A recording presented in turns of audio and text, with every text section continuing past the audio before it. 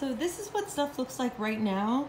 I am sitting on my couch just looking into what would be referred to as a dining area. But for me, it is now officially turned into a plant area. So going to just show you what I'm working with. This glass stand here, we'll be moving, I think, over here. And we're gonna get some nicer curtains for the windows. This air conditioning unit will be gone. The box for the cats will be gone as well. That does free up this window space here. And I'm not sure if I'm gonna put the table in front of it or what I'm gonna do yet. But I do have to clean it because it is looking super nasty. And yeah, I'm keeping this stand as it is with my tropical plants on it. And I have to clean the microwave station.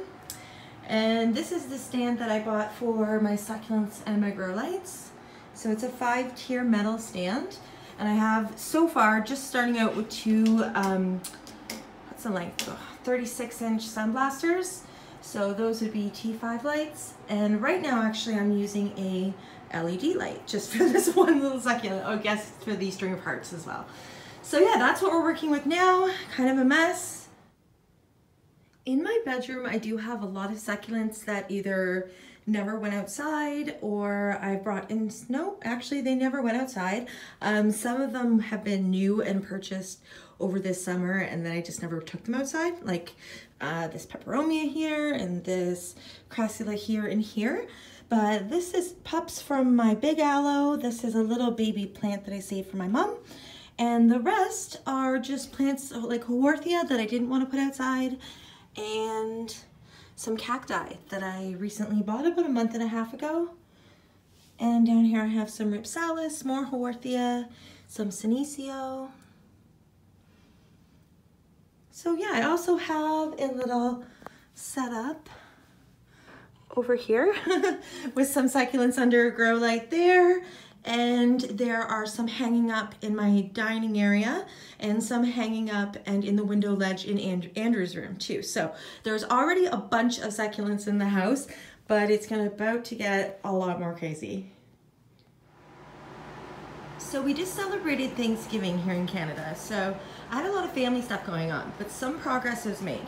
This thing moved from right there in the middle of the floor to right there, where it is not staying, but it did move over slightly. I have brought some succulents in.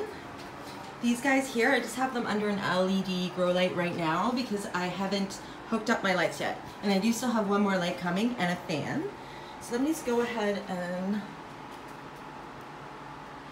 turn that off so I can show you which ones I brought in. I brought in some of my 1-year-old jade propagations, 1.5-year-old I'd say. This is an aloe, Duran Black aloe, and a little euphorbia, and some Haworthias. And this one, which has bounced back the quickest from being cleaned and repotted, and it's just a little Ripsalis. And then I have a variegated Haworthia here. So just a few for now. So my plan for today is to, I've already done my watering and I need to go get any more super sensitive plants and bring them in today. I'm gonna get them all cleaned up and yeah, just do as much of that as possible. So yeah, I better go ahead and do that now. I wanna kind of grab some of my favorites. The Echeverias are gonna stay out longer, but anything sensitive needs to come in now. So today's harvest, lots of kalanchoes, my remaining aloe plants, Haworthias. Look how pretty that Haworthia is. And beautiful kalanchoe. So these ones, a little bit more sensitive than some of the other succulents. So it was time to come in. They look so pretty. So what I'm gonna do is just give them a bath. All of their pots are soaking in bleach, and I've already checked these guys over, so I think I've determined I'm just going to use a little bit of soap, and that's it. So it's the next morning after I gave my plants a bath. I did decide to put in a little bit of alcohol just at the end for a few minutes, just because I was paranoid, basically. I did want to show you guys that the roots are still very healthy. You do lose some roots in this process. However, if you're careful, you can maintain most of them. That didn't really lose any roots. That's pretty much what it had. And the cluster did keep its form, but it did get all thoroughly cleaned. And the kalanchoes, so the fuzzy plants, I lost a few leaves, but other than that, it looks great, I think. Now a tip for drying these out is to put some paper towel underneath. Try to use a tray that doesn't have too much of a lip to it. That way the air circulation is really good. And then you want to put this away from direct sunlight, but also with good air circulation. So I did have a fan right in front of these plants, probably about 3 feet away, a really good fan. And that way they were getting some really good air circulation. And I have been rotating the little tray. So they're all getting air from different directions. So you could either go ahead and pot these up now or wait one more day. I would go on a plant by plant basis. Does it feel like the roots are dried out? Does it feel like the plant is ready to be potted up? They are succulents, so they're definitely okay to go for another day. I have let the pot soak overnight in bleach, and then I went ahead and emptied the bleach out and then added hot water and a little bit of dish soap. And now I'm just going ahead and cleaning the pots. And now I must tell you, if they soak in bleach overnight, cleaning pots is so darn easy because the bleach has gone ahead and done almost all of the job. Let's see if I can show you. See? Very little work to be done. So I'm just gonna go ahead and clean these pots up, set them out to dry, and then it'll be time to bring more plants in. One more thing to add to that, worth mentioning that the reason why I'm doing this, main reason is because there's a lot of fungal things that are going on outside. It just happens because of the way that I water and the type of way that I fertilize and just so much humidity in Southern Ontario. So when I clean these pots with bleach, it's getting rid of any fungal issue. So I know that I'm not gonna have that popping up during the winter. So yeah, just thought I'd share that. So this round I grabbed all of my jade plants. I think I snuck a few things. There's a sedum there in as well. It's gonna be kind of hard to show you what I do next with holding a camera, but I'm going to try. Basically what I'm doing is I'm taking lukewarm tap water and just letting it come out of my faucet in my bathtub and then gently cupping the plants and letting the water flow over the root system to just loosen up any of the soil that's still on there. And then I'm just gonna give the plants a rinse as well. And that's what I do before I put them into the bath, as I call it. Basically the reason I do that is so there's not a bunch of soil in with the soap and stuff like that. So let me see if I can show you how strong I do the pressure.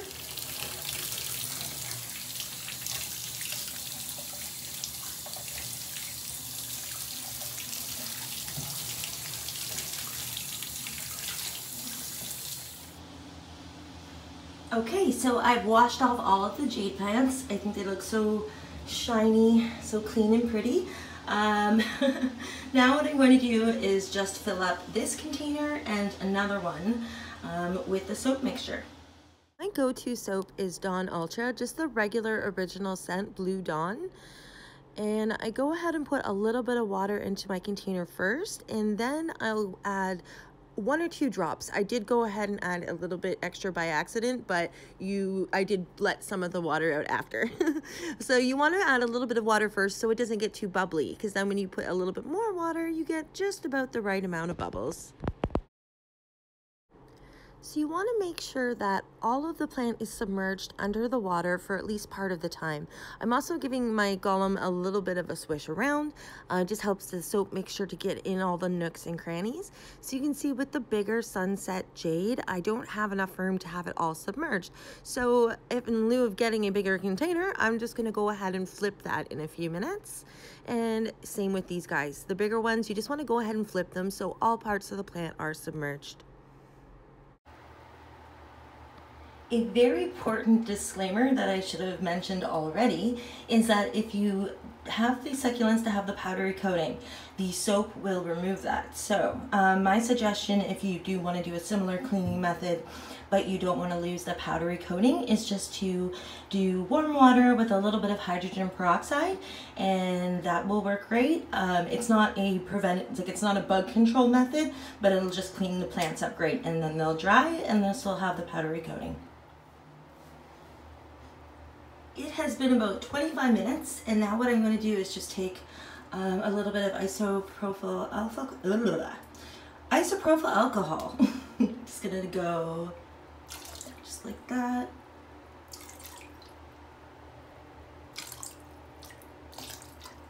And then I'm going to mix that all up. I honestly don't know if this is really doing very much, but I just like to do it as an added measure. Sometimes I'll even put the alcohol in to begin with, but these plants weren't infested with bugs, so I didn't do that.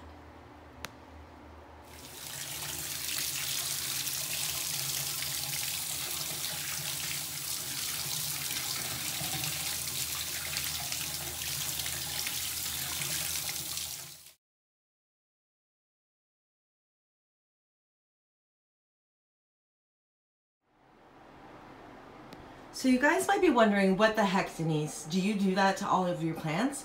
Are you going to take all of your big plants apart? And the answer to that is no. No, I am not. The plants that I have done the wash to, I'm not going to be quarantining them. They can go right in with my other plants. While the other plants that have been outside longer, not only do I not have enough time to do that to it, some of them it's not, I mean, they're huge, so it's just not very practical. So I'm leaving them outside until it's pretty cold, so it gets rid of most of the bugs. And then if I do see bugs, you can spray either an insecticidal soap, a horticultural oil, or isopropyl alcohol mixed with a little bit of water, because that is pretty strong percentage. And I use a spray bottle for all of those. Any three of these, if you spray the plant, it will take care of the bugs that are just walking around on it. Then you can go ahead and bring it in, and you know that they're not going to be flying off the plant. And then you can go ahead and just treat your plant like you would if you notice there's bugs on it inside. And yeah, that will take care of that. So you do not have to take every plant apart. These are the three options that are available for pest control in Canada, in Ontario. If you live outside of where I do, you can probably use a systemic pesticide that will work from the inside, so when the bugs bite the plant, they will then die. Or you can use a neem oil, which is similar to a horticultural oil, but it also has some good preventative measures where I think there's like biological stuff happens in the soil that prevents the bugs from coming back. So that's kind of not a very technical term. But anyways, I just wanted to show these other options here and just let you guys know that I will not be tearing all my plants apart. So in closing, this area is still a hot mess. I do, however, have my fan, which is good because this big, huge air conditioning thing is not enough. It's a clip-on fan. I will give a review on that. And I have my third light. So we're gonna be hanging some lights today. And I found jewelry, chain, it's really, really thick though, and jump rings. And I'm hoping that will work to actually hang the lights. But we're gonna save that for the next video. I hope you guys enjoyed this. Sorry it was kind of all over the place. And yeah, I'm going to continue to vlog my journey of bringing my plants in. Just say hello to everyone outside. It's still going to be a lot of work. Bye.